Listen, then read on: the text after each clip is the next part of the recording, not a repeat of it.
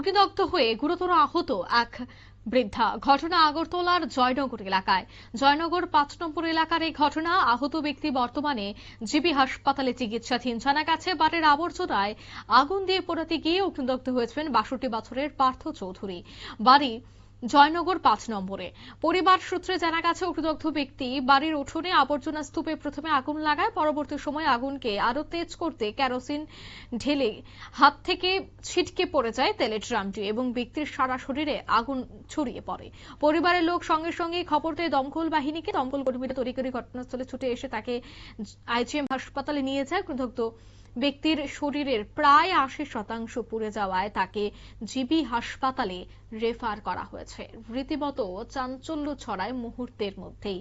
বাড়ির আবর্জনা স্তূপে আগুন লাগাতে গিয়েই বাধে এই বড়সড় বিপত্তি। ৮০%ই পুড়ে ছাই হয়ে যায় এই বৃদ্ধার। এই বিষয়ে কি উঠে আসছে বিস্তারিত শোনাবো। অফিসে ইআরএসের মাধ্যমে আমরা কল আইছে, মানে জয়নগর পাশে একটা শুলে আগুন লাগছে। আমরা সঙ্গে সঙ্গে গেছি, যাওয়ার মানে রাস্তার মধ্যেই পেশেন্ট নিয়ে এসেরা, বাড়ির লোক নিয়ে এসেরা গেটের সামনে, আর আমরা লগে লগে রেস্কিউ করে আমরা আইজিএমে নিয়ে আসছি। প্রাথমিকভাবে কিছু জানতে পারছেন কিভাবে?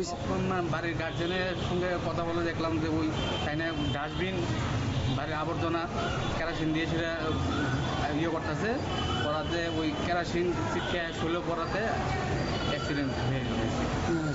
অসচেতনতার আপনারা শুনলেন, অর্থাৎ এই ঘটনায় কিন্তু রীতিমতো চাঞ্চল্য ছড়িয়েছে। আহত ব্যক্তি বর্তমানে জিবি হাসপাতালেই রয়েছে এবং তিনি কিন্তু যথেষ্ট বয়স্ক।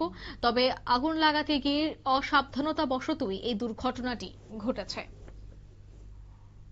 নিয়ে নিচ্ছি ছোট্ট একটি বিজ্ঞাপন বিরতির সঙ্গে থাকুন।